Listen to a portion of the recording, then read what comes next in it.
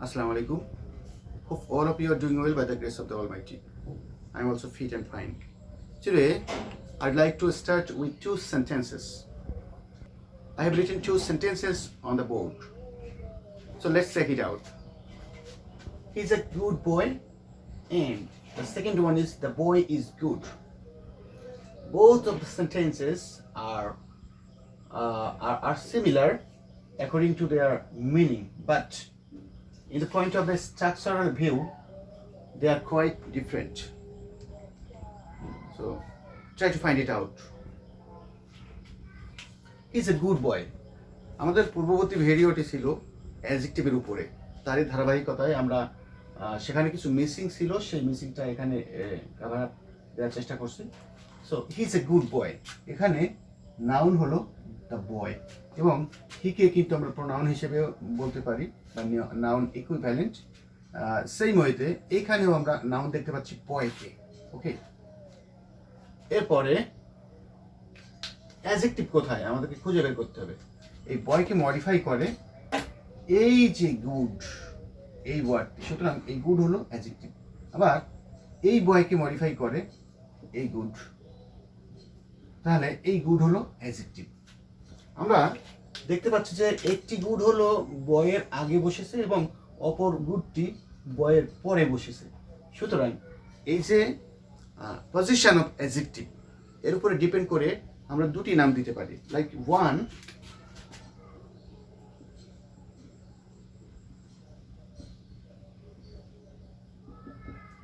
attributive use অথবা attributive adjective, and second one is predicative adjective বা predicative use.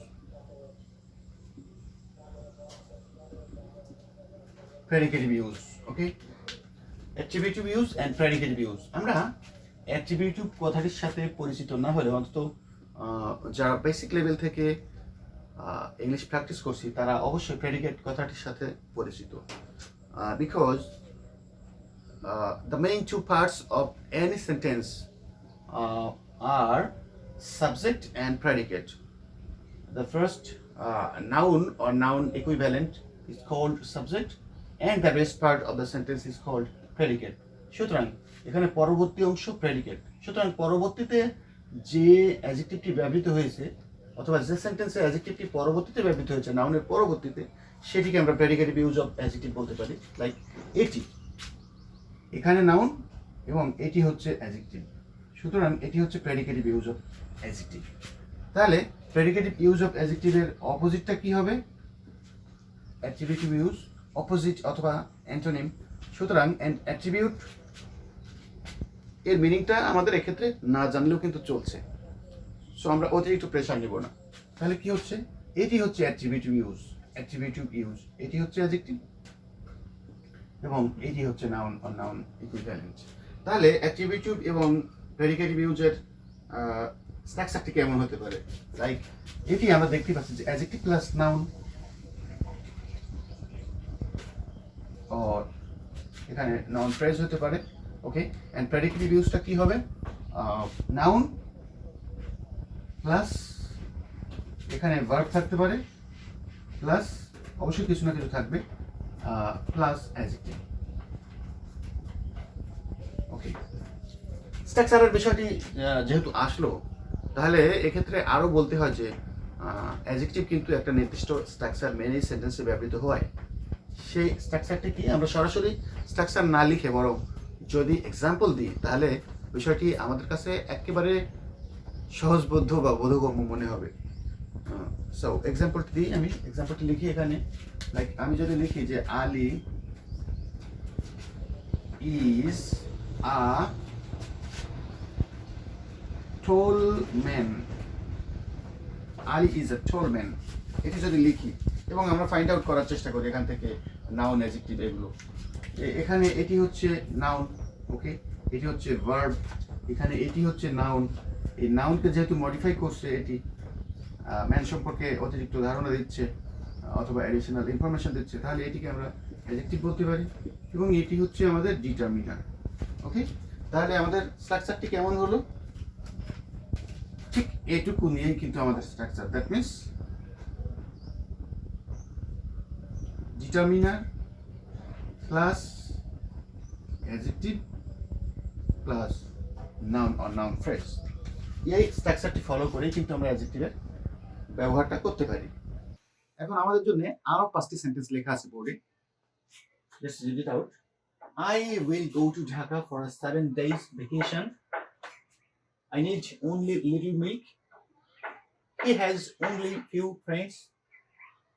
It was so interesting story that I couldn't move. And last of all, it was such hot a day that we couldn't go out. আমরা যারা জানি হয়তো তাদেরও ভুল হবে এখানে। এই 5টি সেন্টেন্সই কোথাও না কোথাও ভুল আছে। সেই ভুলগুলো কিন্তু অ্যাডজেক্টিভের সাথে রিলেটেড ভুল। সুতরাং let's find out the mistakes. I will go to Dhaka for 7 days vacation. এখানে অ্যাডজেক্টিভটা আসলে কোথায়? অ্যাডজেক্টিভটা আসলে বের করা কিন্তু কষ্টকর অনেকের জন্য। যেমন আমি একটু হেল্প করি। এটি হচ্ছে নাউন। এই নাউনটাকে মডিফাই করলো কিন্তু এই 7 days। ওকে, সুতরাং এই 7 days এটা যদিও কম্পাউন্ড নাউন, যদি একাধিক নাউন পাশাপাশি বসে তাহলে কিন্তু প্রথম নাউনটি অ্যাডজেক্টিভ হয় এবং পরেরটি নাউন থেকে যায়। লাইক এ ধরনের আরো একটি এক্সাম্পল দেওয়া যেতে পারে। যেমন বলা যেতে পারে যে this is a table cloth. This is a table cloth. এটি টেবিলে বিছানোর যে কাপড় থাকে না, সেটিকেই বোঝানো হচ্ছে। তাহলে এখানে টেবিল এবং ক্লথ দুটোই কিন্তু নাউন, কিন্তু দুটি নাউন পাশাপাশি বসার কারণে টেবিলটা কিন্তু অ্যাডজেক্টিভ হয়ে গেল। এটি হয়তো অনেকের কাছে অবিশ্বাস্য মনে হবে, বাট এটাই। ওকে, তাহলে এখানে এই যে 7 days, যখন এটি যেহেতু অ্যাডজেক্টিভ হয়ে গেল এখন, তাহলে আমাদের একটু কিন্তু চিন্তা করতে হবে যে অ্যাডজেক্টিভের কি প্লুরাল ফর্ম হয়? অ্যাডজেক্টিভের কিন্তু প্লুরাল ফর্ম হয় না। সুতরাং এই যে মিস্টেক, এখানে কিন্তু এস হবে না, যত এখানে 7 থাক আর 700 থাক আর 7 crore থাক। ওকে, তাহলে কি হচ্ছে? I go to Dhaka for a 7-day vacation. Is it clear? Right. এখন পরের সেন্টেন্সে আসি। I need only little milk. এবং এখানেও কিন্তু এ ধরনের একটি সেন্টেন্স দেখতে পাচ্ছি আমরা। He has only few friends. এখানে লিটল আছে এবং এখানে ফিউ আছে। যেহেতু লিটল এবং ফিউ বিষয়টি সামনে চলে আসলো, তাহলে লিটল এবং ফিউ নিয়ে একটু কথা বলি। পরিমাণে কম বা সংখ্যায় কম বোঝাতে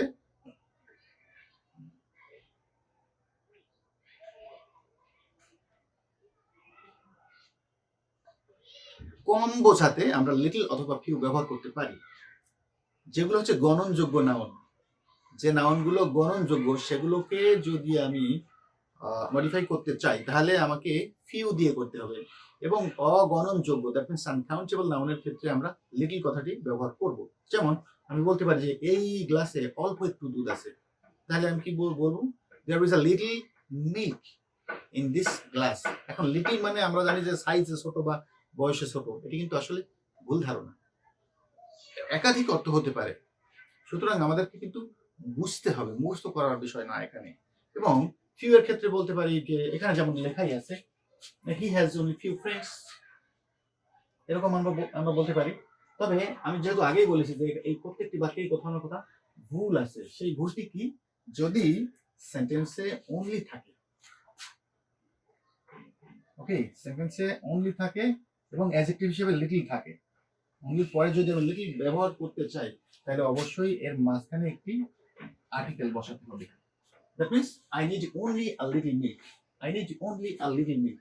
যদি আমি উইদাউট আর্টিকেল বা ডিটারমিনার লিটল বসাই বা অ্যাডজেক্টিভ বসাই তাহলে কিন্তু আমার সেন্টেন্সটি ভুল হয়ে যাবে। ঠিক একইভাবে এটা তো আমরা বুঝতে পারলাম he has only a few friends, এখানেও কিন্তু একটি ডিটারমিনার অথবা আর্টিকেল বসাবো আমরা। এখন এই বাক্যটিতে ভুল কোথায়? It was so interesting story that I couldn't move. আপনারা তো লেখার ধরন দেখে ভুলটা বুঝতে পারবেন। It was so interesting story that I couldn't move.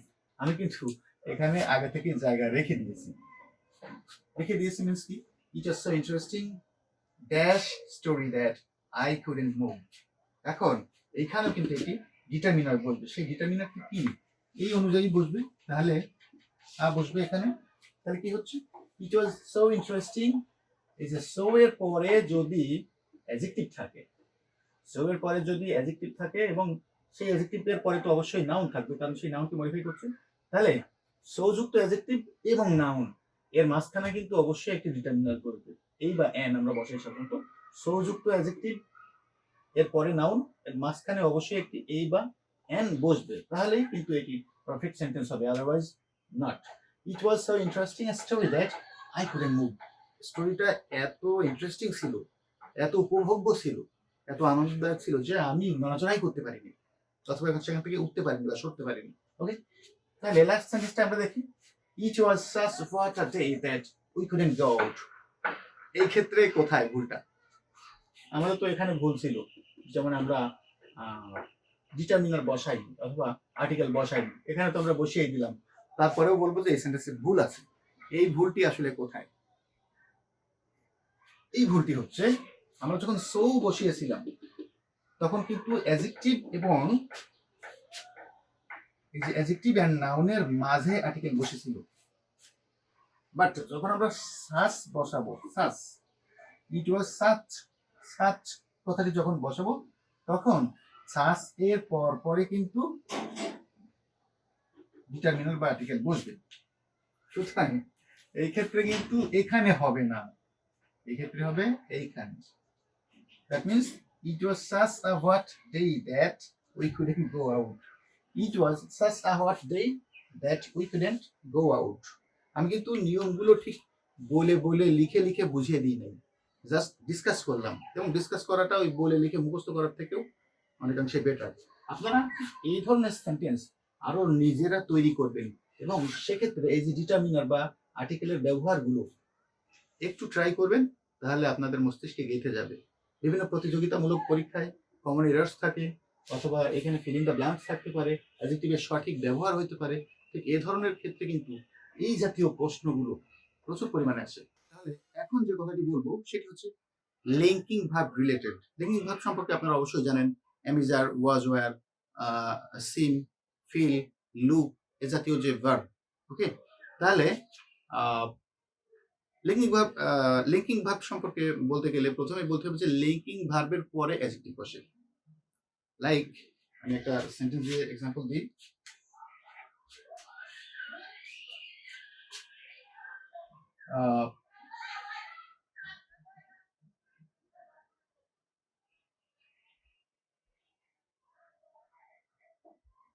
এরকম আমরা বলতে পারি, she feels bad, she feels bad, তার খারাপ অনুভূত হচ্ছে, এই ধরনের যে বিষয়। এখানে আমরা বলতে পারি যে এটি হচ্ছে একটি লিঙ্কিং ভার্ব, অর্থাৎ অ্যামিজার, ওয়াজার, ফিলস, লুক, এ ধরনের যে সিন, এ ধরনের যে ভার্ব আছে, এরপরে কিন্তু আমরা আলটিমেটলি একটা অ্যাডজেক্টিভ ইউজ করলাম। আবার যদি লিঙ্কিং ভার্বের পরে প্রেপোজিশন বসে, লাইক এ ধরনের যদি হয় যে শি লাইক কি লুকস আপ হ্যাপিলি, এই জাতীয় সেন্টেন্স যদি আমি বসাই, এই জাতীয় সেন্টেন্স যদি লিখি, তাহলে এটিকে যদি আমি যেহেতু সেন্টেন্সটি আমি কারেক্ট লিখেছি, সুতরাং এটিকে যদি আমি অ্যানালাইজ করি, তাহলে কি বোঝা যায়, এই যে লিঙ্কিং ভার্ব, এরপর আমরা প্রেপোজিশন বসালাম। ওকে, তারপরে আমরা কি বসালাম, এটি কিন্তু আসলে অ্যাডভার্ব, হ্যাপিলি, হ্যাপিলি। আচ্ছা, এই ক্ষেত্রে যেহেতু হ্যাপি, হ্যাপি কথাটি কি আসলে? হ্যাপি, হ্যাপি তো অ্যাডজেক্টিভ, অ্যাডজেক্টিভের পরে অ্যাডজেক্টিভ প্লাস যদি এল ওয়াই দিই, তাহলে সেটি অ্যাডভার্ব হয়ে যায়। এটি আমরা সবাই জানি, বাট এর ব্যতিক্রমও কিন্তু হতে পারে, যদিও সেটি রেয়ার কেস। এর ব্যতিক্রমও কিন্তু হয়, এটি যে 100% তা কিন্তু না। আর আমরা যেটি জানি যে নাউনের পরে এল ওয়াই দিলে লাইক অ্যাডজেক্টিভ হয়, সেটি একটু বলে দিলাম। তাহলে আমরা কি বুঝলাম এখান থেকে, যে লিঙ্কিং ভার্বের পরে অ্যাডজেক্টিভ হয়, subject plus linking verb plus adjective. But linking ভার্বের পরে যদি প্রেপোজিশন থাকে তাহলে আর অ্যাডজেক্টিভ না হয়ে সেটি হবে অ্যাডভার্ব।